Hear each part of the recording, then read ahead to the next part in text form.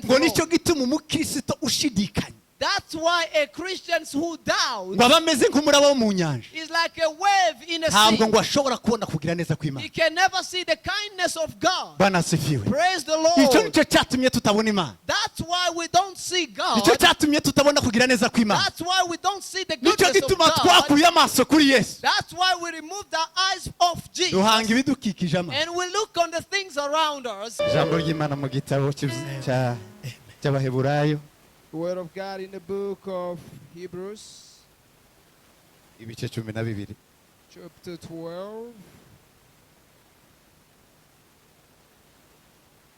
murongo wa mbere turageza ho ku wa kane. 12:1 up to 4. nuko natwe ubwo tugoswe n'igicucu c'abahamya bangana gutyo batyo twiyambure ibituremerera byose n'icyaha kibasha kutwizingiraho vuba dusiganirwe aho dutegekwa twihanganye dutumbire Yesu wenyine ari we banze ryo kwizera kandi ari we ugusohoza rwose yihanganiye umusaraba kubw'ibyishimo byamushizwe imbere ntiyita kwisoni zawo yicara iburyo bw'intebe y'Imana nuko muzirikane uwo wihanganiye ubwanzi bw'abanyabyaha bukomeye butyo kugira ngo mudacogora mukagwa isari mu mitima yanyu mwebweho ntimuragera aho muvusha amaraso mu ntambara murwanya ibyaha. Amen. Igitabo cya Matayo ibice 11 Let's go in the book of Matthew 11. murongo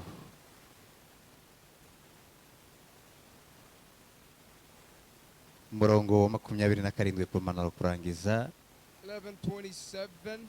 byose nabihawe na data kandi ntawuzi umwana w'Imana keretse se kandi ntawuzi se keretse umwana w'Imana n'umuntu wese uwo mwana ashatse kuyimenyesha.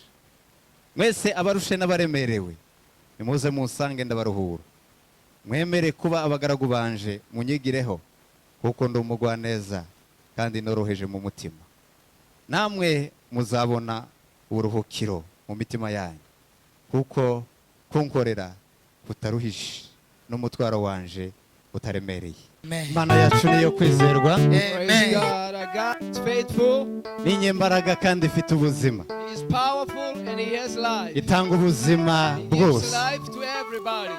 Ijambo ry'Imana aho rigeze ritanga ubuzima. Wherever the word of God gets, it gives Ijambo ry'Imana life. n'ubugingo The word of God is life. rifite imbaraga zo gukiza imitima There's power to heal the soul no kubasha kuyikomeza. and to strengthen the Niyo heart. mpamvu rero turimo kwishimira Imana That's why we are rejoicing in the presence of nuko the dufite Lord. ubugingo bwuzuye. Because we have abundant life. Abafite ubugingo bwuzuye, People with abundant of life. abafite Yesu mu mitima yabo People with Jesus in their hearts. ntibashobora kuba gutaraka no kunezera.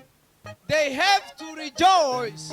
Buzuye ibyishimo mu buzima bwabo They are filled with joy in their lives yuko bafite Yesu. because they have Jesus. Turashima Imana yabanye natwe muri iki cyumweru. Thank God who has been with us throughout the week. Turashima Imana kubw'umunsi mwiza twabonye. Thank God for a beautiful day that we had. Turashima Imana kubwawe nanje. Thank God for you and I. Uri hano kugira ngo wakire ijambo ry'Imana. We are here to receive God. Uri hano kugira ngo wakire Imana mu buzima We are bwawe. here to receive God. In Uyu our life. munsi uri umukastoma w'iri jambo nasomye. Today you are the customer Ni of wowe the word. rishaka ni jewe rishaka. Is looking for you and I. Kugira ngo rihindure ibyananiranye. So to change every Kugira ngo impossibility, rikize ubugingo burimo gupfa. to heal the broken heart, Kugira ngo ritange amahoro. give peace, Kugira ngo ryuzuze ibitaruzuye. to fulfill the earth. Bwana asifiwe. Amen. Wakira ijambo ry'Imana. Amen. The word of God. Amen. Wakira ijambo ry'Imana.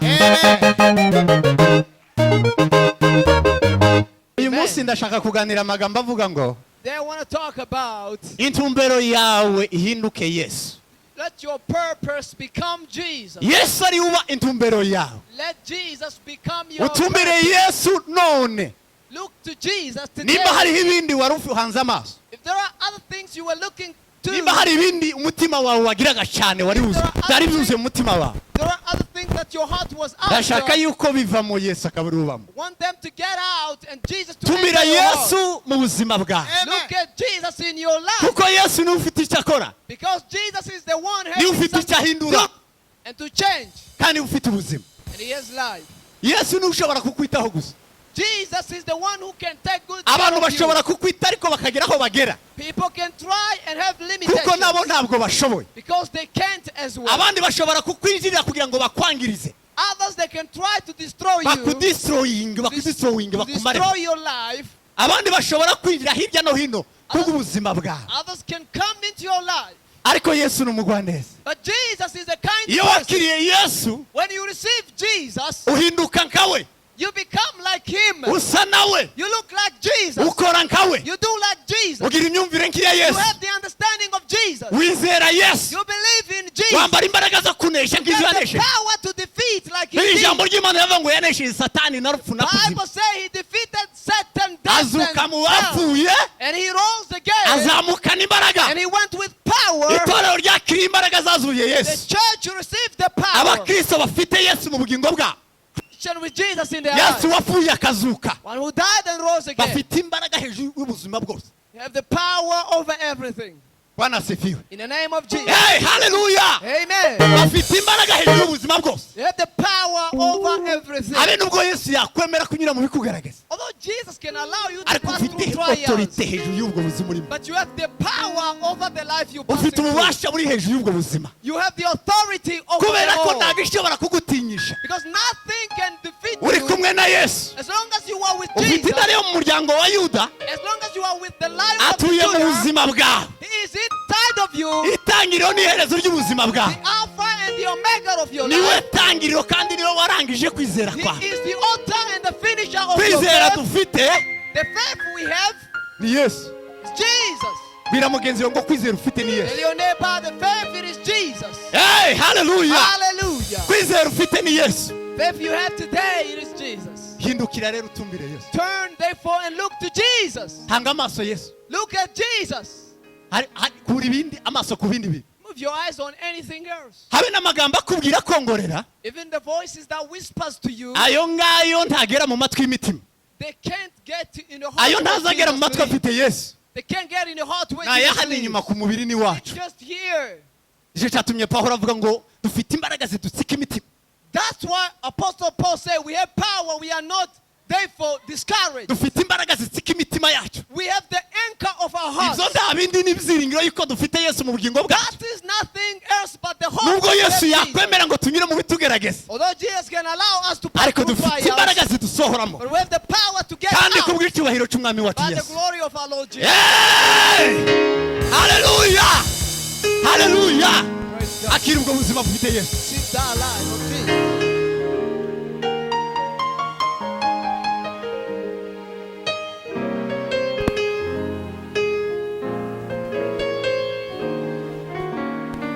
Umwanditsi w'iki gitabo The writer of this book, avuga Yesu ko ari we uri hejuru y'ibintu byose. he said that Jesus is above everything. Yatanze urugero rw'abizera. He gave the example of the Aravuga ngo believers. ubwo dufite igicu cy'abahamya bangana gutya, So now that we are surrounded with the clouds of batuzengurutse dufite witnesses, ubuhamya bwabo.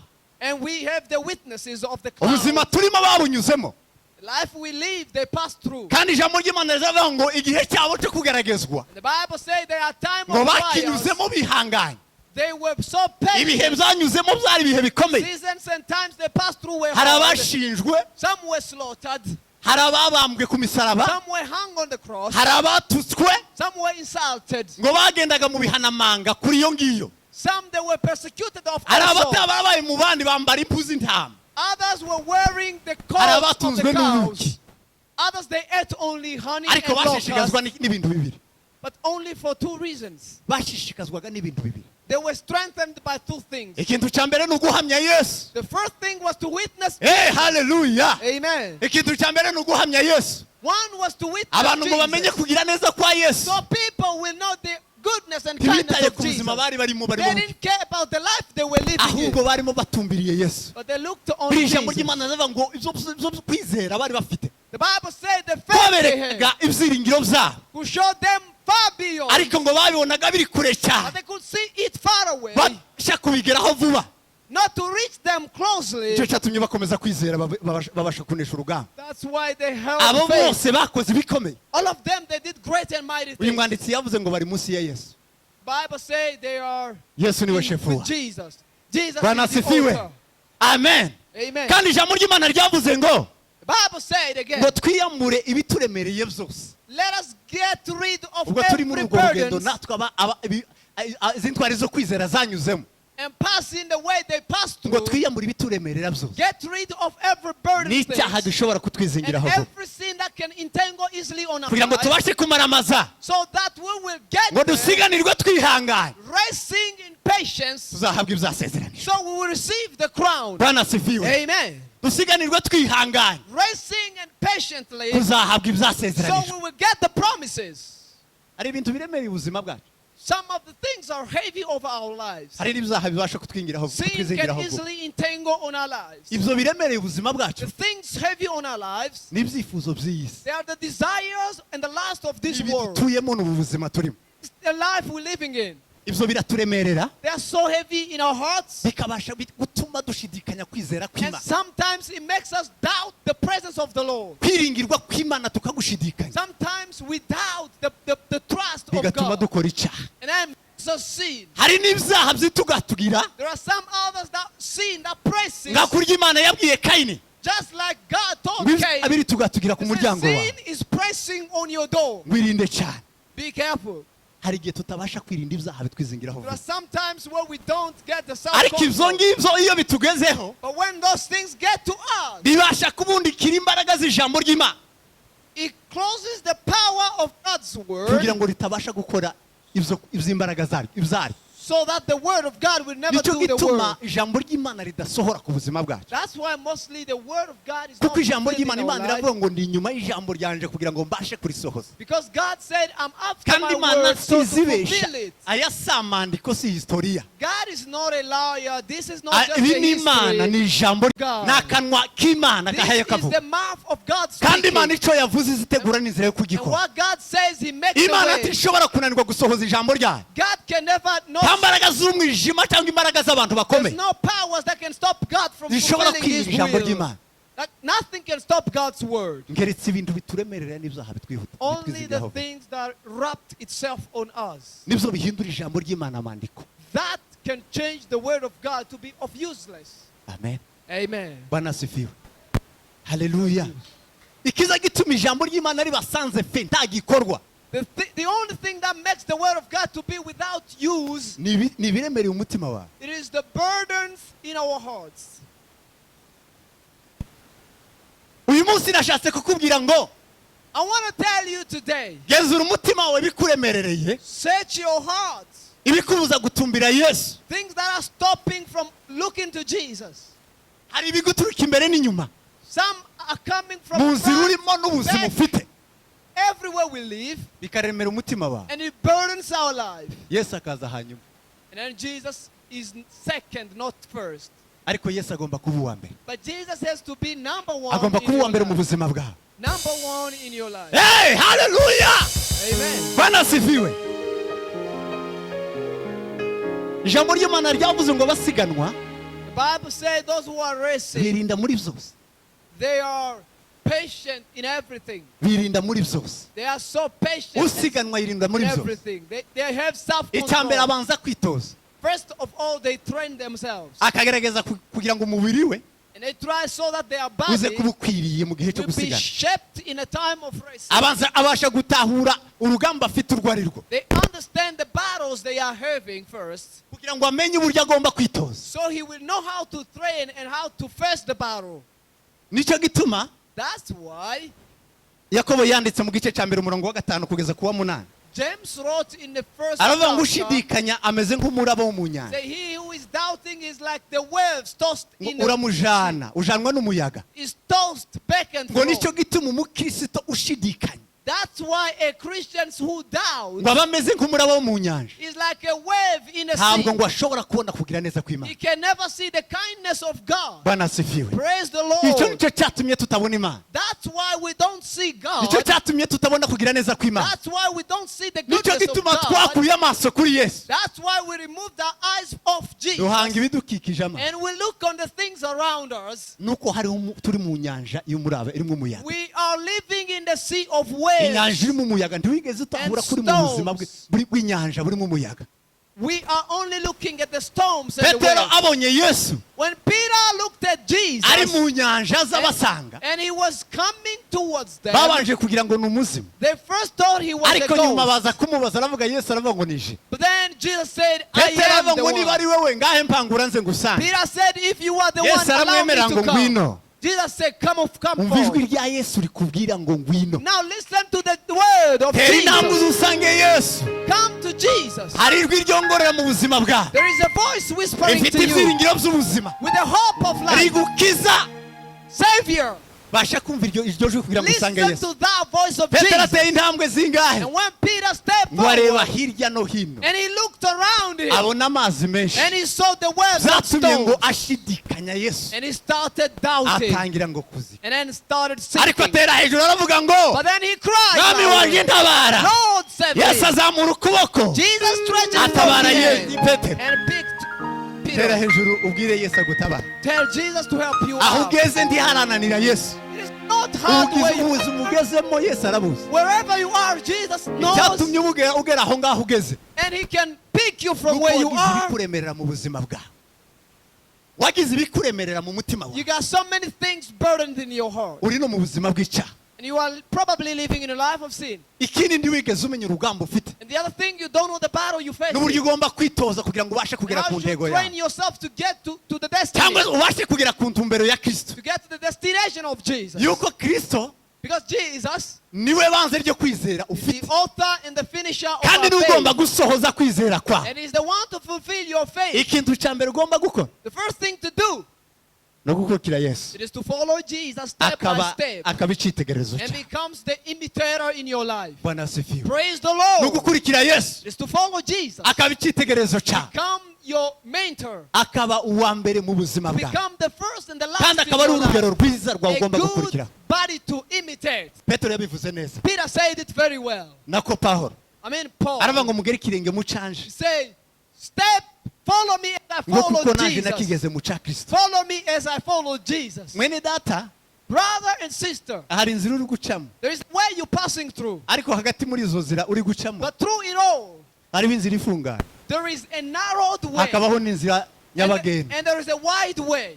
Sinemera kunyura mu nzira nyabagendwa, I don't allow you to walk in the wide way. ugomba guca muri iyo nzira ifunganye Pass in the narrowed way. kugira ngo ucishwe bugufi, So that you will be humbled. ucishwe bugufi So you will be humbled. kuko Kristo nawe yacishijwe Because bugufi, Jesus also humbled himself. araganduka, And he humbled himself. yemera kunyura mu bikomeye, And he allowed himself to pass through trials. arageragezwa He was tempted ngo kubw'ibyishimo byari bimushize by imbere. the joy that was set before him. Bwana Yesu asifiwe. Praise the Lord. Hey, haleluya! Hallelujah. Itorero ryari rimuri imbere, The church was before him. yarakwiriye gutamba igitambo cy'amaraso, He was to give the sacrifice yarakwiye of gutanga blood. ubuzima bwe, He was to give his life. kandi yarakwiye kunyura mu bushake And bw'Imana. he needed to pass through the will of God. Icyatumye abasha kugera ku byishimo biri hirya y'umusaraba, The thing that made him to endure the cross. nuko yemeye kumvira data, He accepted the will of the Father. cyangwa se nuko yashatse kugera ku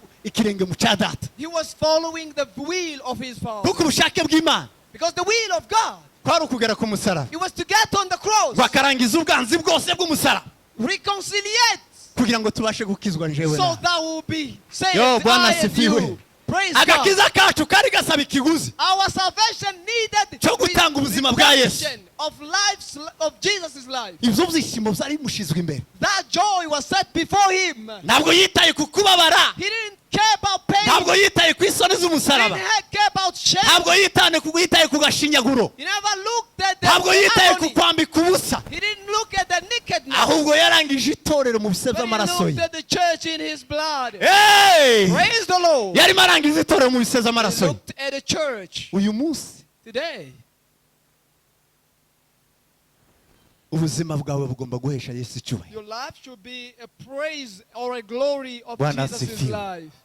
ibyishimo bigishwiza imbere The joy set before you. ni igitambo cy'agakiza kawe, It is the sacrifice of your salvation. ni umusaraba wa Kristo, It is the cross of Jesus. ni agakiza wahawe. It is the salvation you receive. icyo ugomba gukora, What you have to do, ugomba kugikora kubw'icyubahiro cya you Data, gotta do it for the glory of God. ugomba kugikora kubw'icyubahiro cya You Kristo. gotta do it for the glory of icya Jesus. kabiri ugomba gukora, Secondly, ugomba kugikora kubw'ubutumwa bwiza, you gotta guhamya do Yesu it for wapfuye the akazuka. gospel of Jesus as the witness. Bwana asifiwe. Praise God. Amen. Amen. ugomba kugikora guhamya Yesu wapfuye akazuka. You gotta witness Jesus who died and rose again. yadusigiye ubutumwa He left us with the bwo mandate guhindura of abantu the kuba abigishwa gospel ba Kristo. to turn all the nation to be his disciples. training turimo, The training we are in, ubuzima tuhaye the tunyuramo, life we're passing through, nubwo guhindura abantu kuba abigishwa ba it is to Kristo. turn people to be the disciples of Jesus. ntibishoboka It yuko is- ushobora guhindura abantu kuba abigishwa utari umwigishwa. It is quite impossible to turn people to be disciples when you are not kugira ngo one. uhindure abantu kuba abigishwa ba Kristo, In order for you to turn people to be the ni uko wowe disciples of wamaze kuba Jesus, umwigishwa wa Kristo. you gotta be one first. kandi kuba umwigishwa wa Kristo And to be the disciple of ni uguca Jesus, bugufi it kubaha is to Kristo. humble yourself and obey Jesus. rimwe na rimwe ugaca no mu bikubabaza no mu bikugora, Sometimes you go through pain as well, kugira ngo ubashe guhindurwa, so that you will be changed, icyubahiro kibi cya Kristo. and the glory will be of the Lord. ijambo ry'Imana mu gitabo cya Matayo The word of God says in ibice Matthew bitanu umurongo wa 16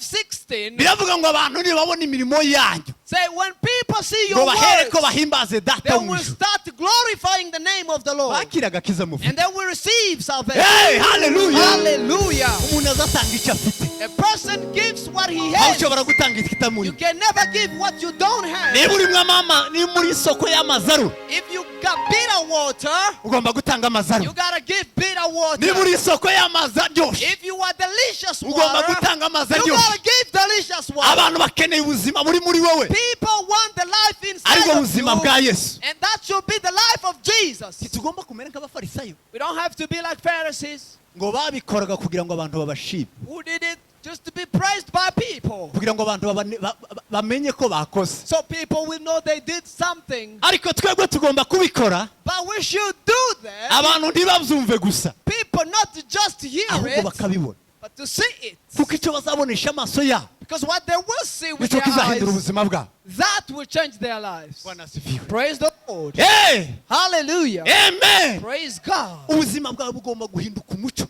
Your life needs to change and be the light of God umurikira abana. that shines for the world.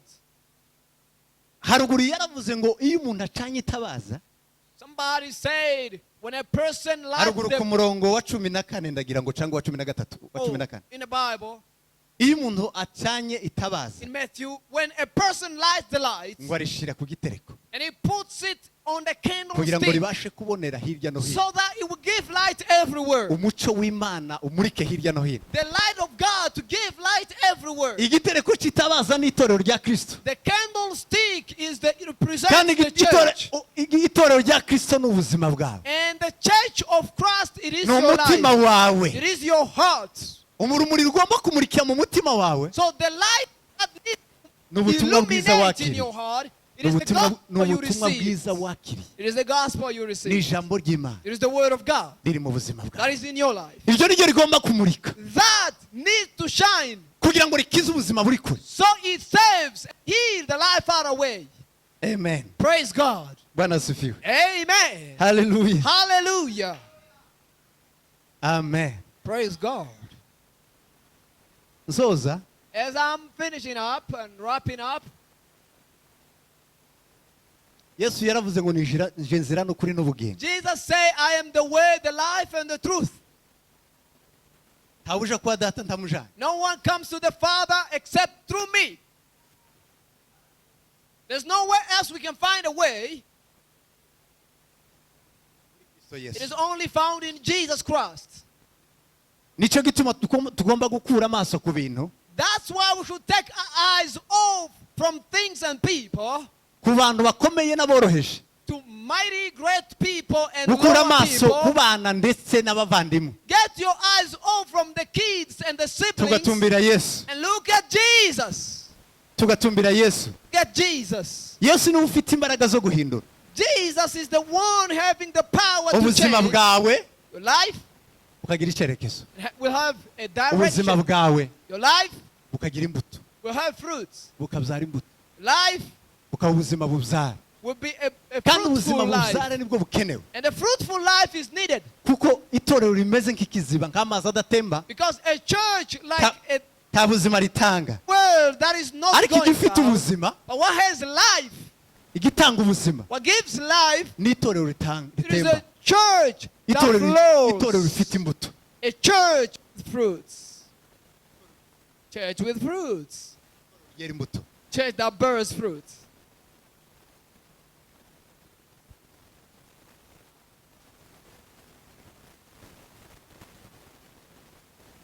amen Praise God.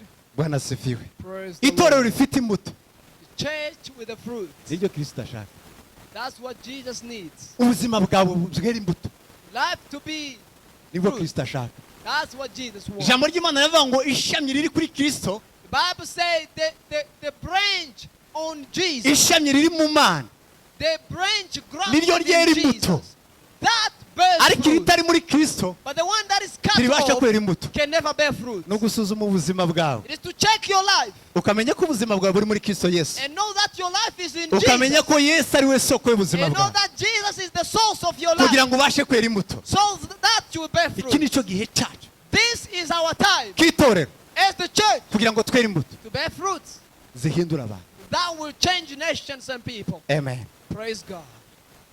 kuba muri yesu To be in Jesus. umuntu uri muri yesu afite ubuzima A person in Jesus has life. arabohotse ni imbohoro He is free. He's got kandi freedom. ariho And he is alive. ijambo ry'imana mu gitabo cy'abakorinto Bible in the book of Corinthians. cyangwa se ibyakozwe n'intumwa 17:28 Also, Acts of the Apostles. biravuga ngo kuko 28. turi muri yo Said, as we are in him, dufite ubugingo we have life. turagenda kandi turiho We move in him and we live in him. pawulo yabibwiye abaroma Apostle Paul told arababwira ngo bari muri Romans, kristo yesu ntateka said bazashyirwaho those in Jesus, they are not kuko itegeko condemnation. ry'umwuka w'ubugingo buri muri kristo yesu Because the law of the Spirit in Jesus ryababatiye mu itegeko has ry'urupfu set them free from death ribahereza ubuzima and gave them life. bafite ubuzima bw'itegeko ry'ubugingo They've got life of the law of the habe Spirit. n'ubwo bashobora gupfa Although they can die, barasinziye ariko bariho they are sleeping but alive. amen Praise God. bwana asifiwe Praise the Lord. yesu yongera kubivuga Jesus aravuga ngo ni said, irembo ry'intama say, I am the gate of the sheep. ni urwuri rw'intama I am the fold of the muri sheep. nje harimo urwuri In me, intama ngo zirinjira zigasohoka the sheep comes in and out. dufite umudendezo We've got the freedom muri kristo in yesu Christ Jesus. kuko tumufite Because we have him. yesu niwe ubohora ubuzima He sets free the ubuzima life. bukiboshwe A life that is still buhabwa bounded. umudendezo na kristo He gives iyo freedom from kristo yamaze Jesus. kugera mu buzima When bwawe Jesus enters your life, uba imboho you become free. ushobora kubatwa n'icyaha You can never be burdened by sin ushobora anymore. kubatwa n'icyo ari cyo You can cyose never be in bondage of ugenda anything. uri imboho You walk free, man. habe nubwo twagera mu bitugaragaza Although we get through temptation n'ibitugoye and trials, rimwe na rimwe ntidukoresha imbaraga zacu sometimes we do not use our ngo power tubashe kwirwanirira to fight for abafite ourselves. yesu People with Jesus. biri ijambo ry'imana ryavuze ngo munyikoreze amaganya yanyu The Bible says, put your burdens to me ngo kuko nita kuri mwe because I care for you. murebe kuri nje munyikoreze amaganya yanyu Bring your case, nije wita kuri mwe for I care for you. tumbira yesu Look at Jesus. umwikoreze amaganya yawe Put your case on him. ibikugoye n'ibikuremereye Every burden things over you. biheze yesu Give it to Jesus. bwana asifiwe Praise the Lord. muri yesu kristo In Jesus, tubonamwo amahoro we find peace. tubonamwo imbabazi We find mercy. ndetse n'ubuntu bwa kristo And the grace of our Lord ubuntu bwa Jesus. kristo nibwo butubashisha kubasha kwinezeza imana mu gihe gikwiriye The grace of God enables us to please ijambo God. ry'imana riravuga ngo The word of God says, mu gitabo cy'abaheburayo ibice n'umurongo wa 17 Hebrews, nuko rero twegera intebe y'ubuntu bw'imana let us get ngo closer kugira ngo tubabarirwe rwose to the throne of God to receive mercy ngo tubone ubuntu bwayo and receive His grace. tubashe kwihanganira ibishobora kutugaragariza So we get patient in Bwana every asifiwe. temptation. amen Amen. muri kristo yesu niho harimo ubuntu In Christ Jesus there is grace. ubwo buntu bwabonetse butuzanira agakiza The grace that brings salvation. nibwo buturinda gukora icyaha. It protects us from Ni sinning. nazo mbaraga zikomeje abakristo And that is the power that energizes bituma Christians twegera intebe y'ubuntu bwa Kristo to get closer to the throne of God. kugira ngo tubashe kwihangana no kumunezeza. So we will be patient. Ubuzima bwawe Your life bukeneye imbabazi za Kristo. needs the mercies of Jesus. Amen. Praise God. Ubuzima bwacu Our life bukeneye imbabazi za Kristo, needs the mercies of kandi Jesus. ubuntu bwa Kristo And the grace of nibwo God buduhesha kwihanganira ubuzima bwose gives tunyuramo. us the power to endure every Ubuzima bwose temptation. unyuramo The life that you pass through, iyo udashyigikiwe iyo utari mu buntu bwa Kristo when you are not strengthened by the grace of God, ushobora kunanirwa no you gutsinda. can fall at any time. ariko iyo ugoswe iruhande But rw'intebe ya Kristo when you are surrounded by the grace on the throne of hariho God, imbaraga zibasha kukurinda. there is power to protect you. Yesu yabivuze neza mu gice Yohane 14 ibice 14 Jesus said it well in John 14, umurongo wa 13 verse 13. aravuga ngo ibyo musaba byose Say, everything that you ask for bw'izina ryanje in my name, ngo mubihabwa kubw'icyubahiro cya you data. will receive it for God's glory. Abantu babasha kunezeza Imana mu buzima bwabo bwose People who pleases God in all of their ni lives. abakiriye ubuntu bwa Kristo, There are people who receive ni the abafite grace of imbabazi za God. Kristo ku buzima People bwabo. with the mercies of God. in nicyo their gituma lives. bababarira abana That's why they forgive kuko others, nabo bababariwe. because they were forgiven as well. nicyo gituma batangira ubuntu That's why they give mercy. yuko baherewe ubuntu. Because that's why they give freely, because they received Bwana freely. asifiwe. Amen. Amen. Praise the Lord. Oh hallelujah. Amen. Yesu niwe uzamura ubuzima bwananiwe Jesus is the one that backs up the akongera life akabwubaka and lifts up the life akongera akabusubizamo imbaraga and gives again the power akongera akabushigikira and again strengthen the fainted life, ndetse no mu gihe cy'imibabaro. even in a time of tribulations. Amen.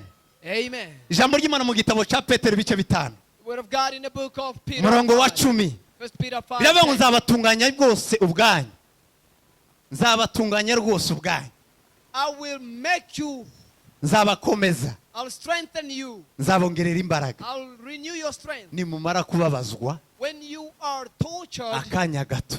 for a small moment, or Dufite period, ibyiringiro by'ubuzima we've got the hope for ubwo ari bwo life. bwose dushobora kunyuramo Whatever that we can pass through, yuko Imana iri mu ruhande that rwacu. Jesus is on our side. Ntaho wagera, There's no place we nta can naho get wanyura or where you can pass kure y'Imana.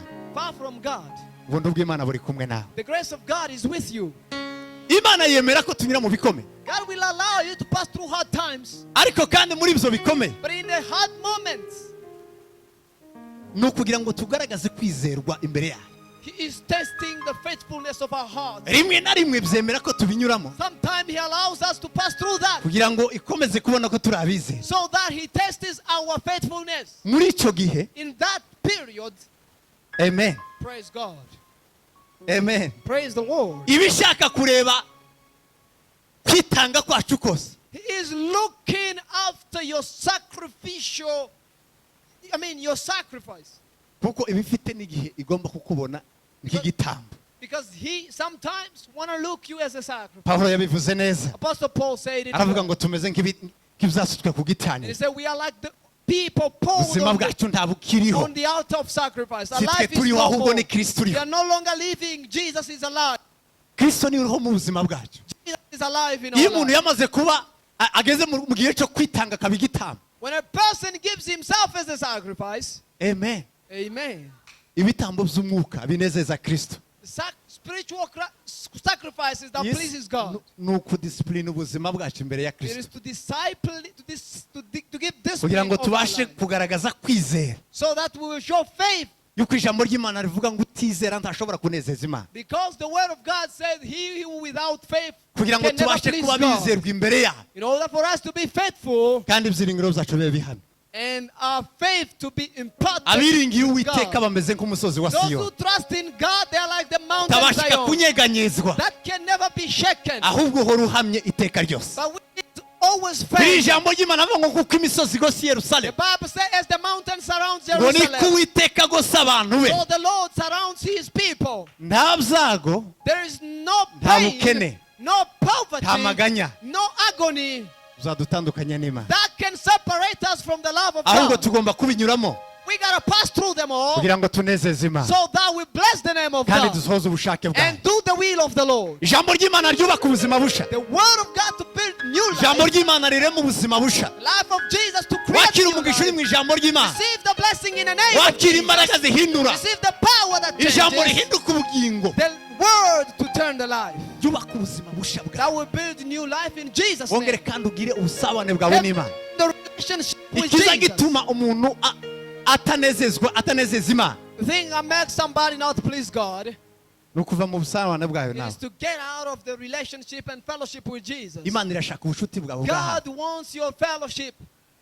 Irashaka ubucuti bwawe bwa He hafi wants nayo. your personal relationship with Him. Kugira ngo wumve ijwi ryayo, So that you get to hear His voice. kugira ngo wakire umugisha wayo. So that you receive His Uwo blessing. yashize muri Kristo Yesu. That is installed in Isi Jesus. n'ijuru bitarashirwaho. Before the creation of the world, Yari and heaven, yaragutekereje. He thought about you. Kandi gutekereza igufite mu And He bitekerezo thought byayo. you in His mind and plan. Ishiraho n'ubuzima bwiza tugomba kugenderamo. And He even ordained good life to Wakira walk umugisha uri mu in ijambo Jesus. ry'Imana.